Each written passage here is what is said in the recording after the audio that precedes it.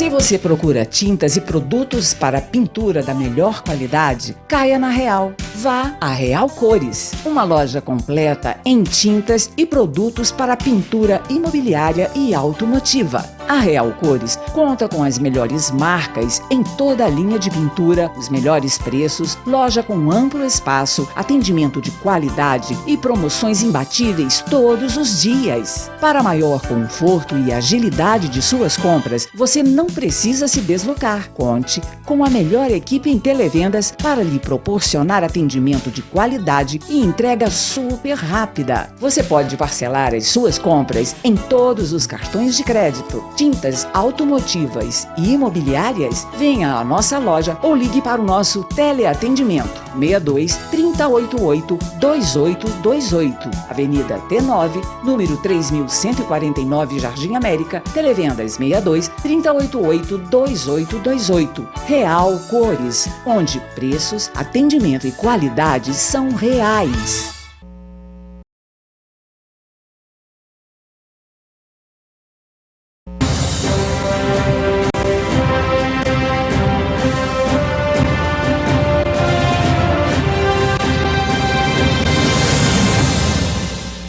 Estamos começando aqui pela TV Capital, canal 32, e também pela NET, canal 23, e para vocês que nos acompanham por todo o Brasil, através da Sky, no canal 322, e também da Claro, canal 322. A nossa convidada de hoje é uma das mulheres, falam sobre a questão da vida da mulher na política. Nós temos uma das mais influentes e mais bem votadas nessa história, me refiro à deputada Flávia Moraes. Deputada, muito obrigado por nos receber e parabéns por mais um mandato que o povo, de uma forma muito correta e coerente, deu à senhora para representá-lo nesses próximos 4 anos. Muito obrigado por nos receber.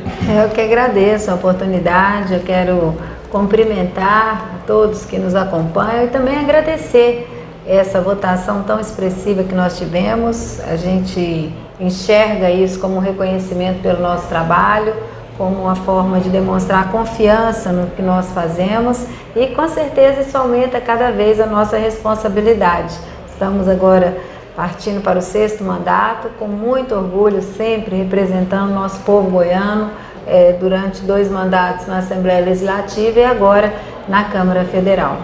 A senhora fala sobre o 6º mandato, ou 5 antes, porque fala-se muito de uma questão de moralização, de respeito à mulher, de inclusão da mulher na política, e a senhora foi uma das pioneiras a entrar por esse caminho e crescer nesse caminho, né? Sendo deputada estadual mais votada, diga-se de passagem, e deputada federal por 3 anos.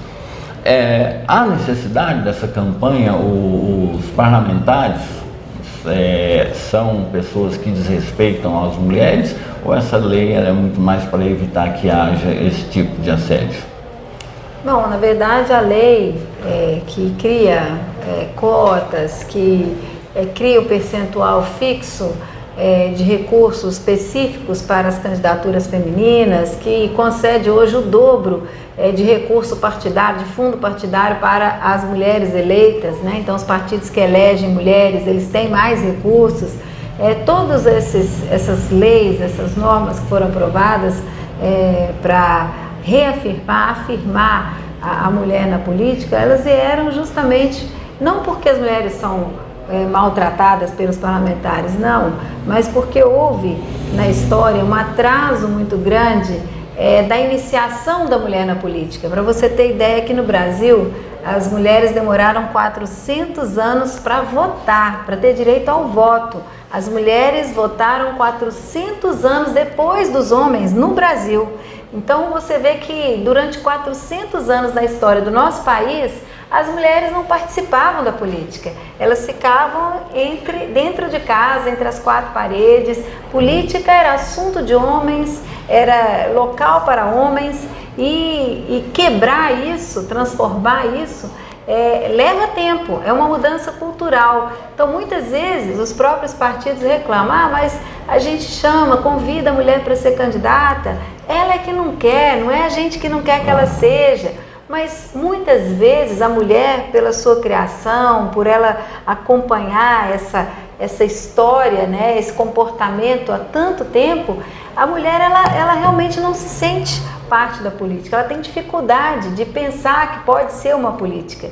E isso vem mudando, né? A gente sabe que isso vem mudando. Esse ano eu estou muito feliz, nós de forma histórica para Goiás, é a primeira vez, nós temos 6 mulheres deputadas federais.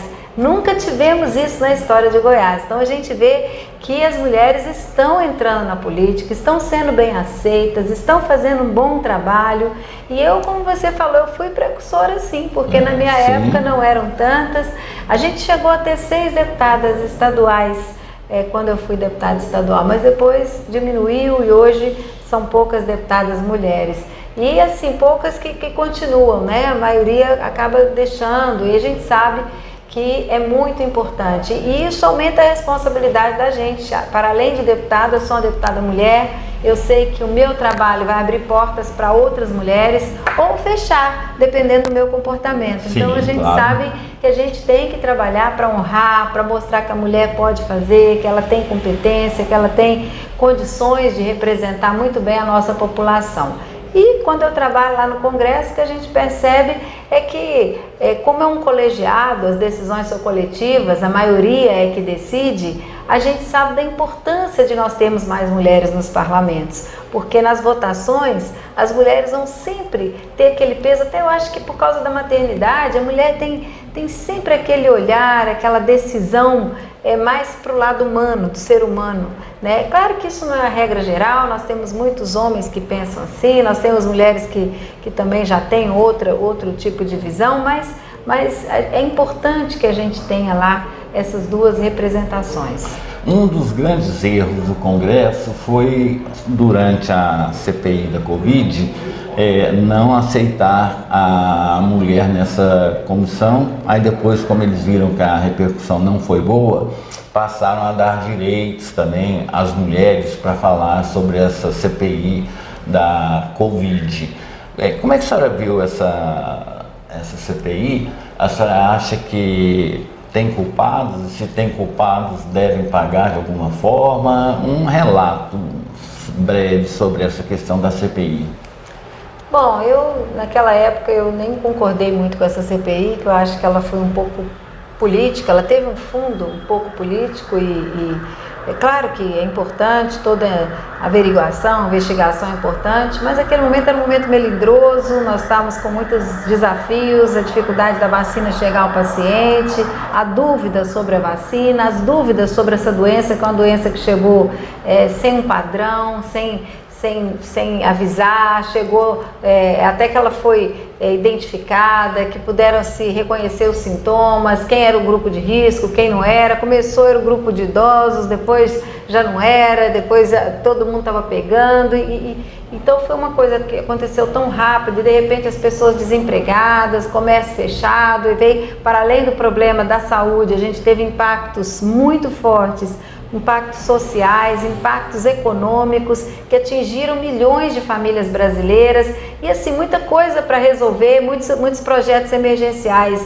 projetos de lei para votar e tinha que votar rápido porque as pessoas precisavam daquilo urgente e nesse momento separar esse processo de reconhecimento do que precisava ser feito, de votação, tudo isso tem um trâmite lá na casa. Parar isso para fazer CPI, para ficar acusando, apontando dedo, né? Eu acho que ela até poderia ser feita depois, né? Eu acho que naquele momento ela ela tumultuou mais ainda um momento que já estava, onde tudo já estava sendo tratado com urgência e não dava para perder tempo. Então eu acho que ela foi e assim com um fundo político, sim, porque ali a gente via mais discurso de um atacar o outro, um grupo político, é um governo, é outro governo, e na verdade não é isso, ali a gente estava pensando, era numa questão de saúde pública gravíssima, que estava atingindo o mundo inteiro e que precisava ter aqui as respostas do nosso país para a gente poder corresponder, responder e dar aí a atenção que precisava naquele momento. Não se faz nada que não seja político lá dentro do Congresso, né? Afinal de contas, sempre tem o viés do jogar para a torcida, ficar bem com o eleitor, ser politicamente correto, né? Mesmo pensando diferente. Mas a senhora passou por um processo onde o Brasil sofreu muito. Nós tivemos aí essa pandemia, muitas pessoas morreram, muitas pessoas tiveram sequelas, coisas nesse sentido.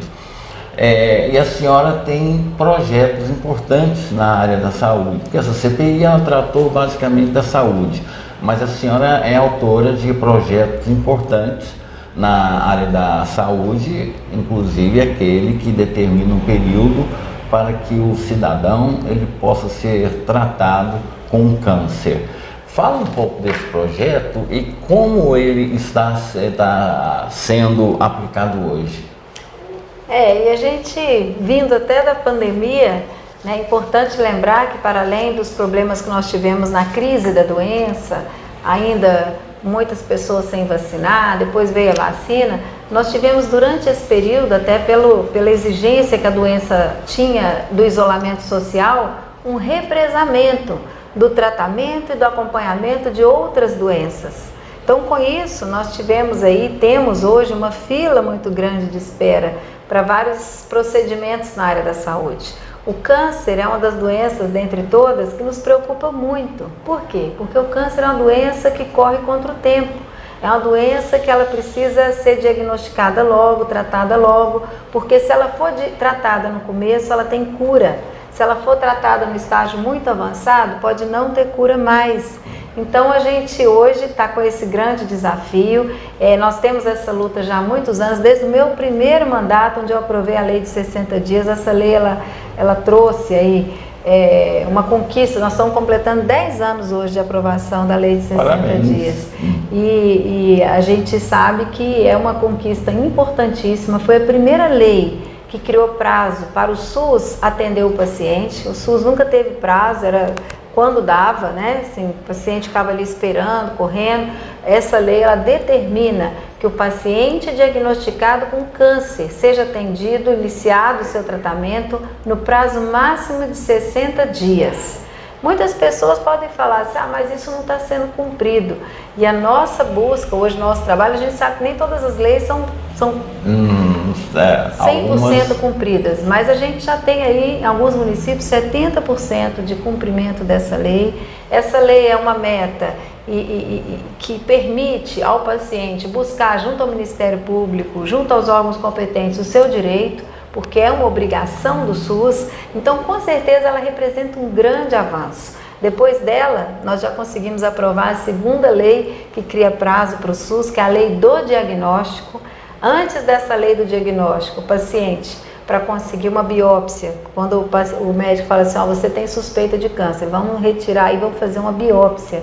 O paciente, para conseguir uma biópsia pelo SUS, demorava 1 ano, e se ele for pagar uma biópsia custa R$1.000. O paciente carente, ele acaba não fazendo, vai deixando, né? Então, hoje, a segunda lei, ela criou prazo de 30 dias para a realização do diagnóstico, que é a biópsia, quando tem suspeita de câncer. Não todo mundo vai fazer. Ali, quando o médico fala, aqui tem suspeita de câncer, tem que fazer a biópsia. O paciente leva no SUS, o SUS tem 30 dias para resolver esse problema da biópsia. Para nós, muito importante, não é? Porque a gente sabe que através dessas leis, a gente vai ter aí uma priorização do atendimento desses tipos de doenças. E a gente sabe que o câncer, por mais que a medicina avança, evolui, é uma doença que ainda está muito recorrente, muitas pessoas contraindo câncer, a gente não sabe se é por causa de alimentação, de agrotóxicos, de poluição, o que é, mas a gente sabe que é uma doença que continua aumentando. Mas, ao mesmo tempo, o tratamento ficando também mais efetivo, né? A possibilidade de cura aumentando, a prevenção funcionando como uma forma de realmente inibir a doença para que ela não se agrave. Então a gente sabe que é muito importante esse atendimento rápido, mas também a realização da prevenção do diagnóstico. Vamos falar um pouco sobre a questão da violência contra a mulher. Inclusive, tomou-se até nome o feminicídio, né? São ações que resultam na morte da mulher, muitas vezes provocada pelo próprio parceiro. Como é que a senhora vê essa questão do feminicídio e o que pode ser feito para que se diminua isso? Nós temos uma bancada feminina que trabalha muito no Congresso. Nós somos poucas, mas somos brigonas, barulhentas. E a gente tem dois grandes desafios. Um é ampliar a participação das mulheres na política, o outro é combater a violência contra a mulher. Nós temos a Lei Maria da Penha, que é uma das leis mais reconhecidas e bem feitas do mundo. É claro que ela ainda não está 100% efetiva, nós trabalhamos muito para a efetivação dessa lei e durante esses mandatos, a gente sempre vem trabalhando para alterar, fazer algumas alterações para melhorar a efetividade. A aprovação do feminicídio foi em 2015 e com certeza foi um complemento importantíssimo à lei. Por quê? E aí eu quero até contar uma historinha. Na hora da votação, eu estava lá junto com o meu colega muito querido, um deputado que já foi governador, que estava sentado do meu lado. Ele é muito justo, muito coerente, luta também pelas mulheres. E aí na hora ele falou: deputada, mas esse projeto eu não sou muito a favor não. Por que assassinar um homem, assassinar uma mulher tem que ter mais peso do que assassinar um homem? Todos os dois são seres humanos, por que assassinar uma mulher tem que ser mais grave? Aí eu falei com ele, falei: deputado, o que acontece? Geralmente o homem é assassinado por um assaltante, por um ladrão, por uma briga de bar. A mulher, ela é assassinada pela pessoa que devia protegê-la, pela pessoa que está ali do lado dela. Então, por isso, é mais cruel o crime contra a mulher. Por isso, o feminicídio é isso, né? Aquela lei que torna o crime hediondo, o assassinato de mulher, penaliza ainda mais o assassinato de mulher pelo seu companheiro, seu cônjuge, uma pessoa que faz parte da sua estrutura familiar. Então, a gente sabe que isso também, assim como a questão da mulher na política, a violência contra a mulher, ela vem também de uma cultura, né? É uma questão que a gente tem que enfrentar, não só com a lei, com a coerção, mas também com a educação, um processo a longo prazo, mas a educação das nossas crianças, porque ela vem de uma cultura onde o homem era criado para dominar, a mulher tinha que aceitar e entender e fazer do jeito que ele queria, e de repente o mundo muda, a mulher começa a estudar, começa a ser maioria nos bancos das universidades, começa a ter sua autonomia financeira e ela acaba não mais se submetendo. Então ela está ali naquele relacionamento quando está bom para ela, quando não está, ela pega e parte para outro. E é muitas vezes aí que acontece o feminicídio, essa falta de compreensão, muitas vezes na relação homem-mulher, de que os dois são pessoas independentes, né, que podem estar juntos ou não. Ali, de acordo com a cultura mais antiga, existe um sentimento de dominação de um sobre o outro. E isso a gente só vai mudar a partir da criação dos nossos filhos, dos nossos netos. É um trabalho que tem que ser feito nas escolas, que as mães precisam ser preparadas para criar filhos homens e mulheres, tendo esse entendimento, esse reconhecimento. Então, por isso, a gente sabe que é uma luta, um grande desafio. A violência, ela aumenta, apesar da lei, apesar de todas as normas, as leis de coerção, a gente vê que aumenta e é justamente por isso. A gente precisa fazer essa transformação e as mulheres estão se emancipando muito rápido. Então, cada vez aumenta o número de mulheres que quer ser dona da sua própria vida, do seu próprio destino, né? Então, a gente sabe que isso é um desafio, é uma mudança de comportamento que nos traz aí essa pressa, né, da gente poder conseguir diminuir esses números, criar aí, mostrar que em pleno século XXI é impossível a gente poder conviver com tantas mulheres, não só sendo assassinadas, mas sofrendo violência física, violência psicológica, violência de todas as formas. Totalmente. Obrigado, deputada. Que agradeço a oportunidade, parabéns pelo trabalho que você realiza há tanto tempo, né, na comunicação, hoje na TV Capital, né? Parabéns, eu fico muito honrada de poder participar, estou à disposição quantas vezes precisar, né? Deixo aqui o nosso carinho, nosso abraço aos nossos telespectadores e muito feliz de poder compartilhar um pouco aqui do nosso trabalho, do nosso dia a dia. Se deixar aqui, a gente tem coisa para falar o dia inteiro, viu? Mas a gente sabe que tem tempo, é corrido, mas de qualquer forma, muito obrigada pela oportunidade.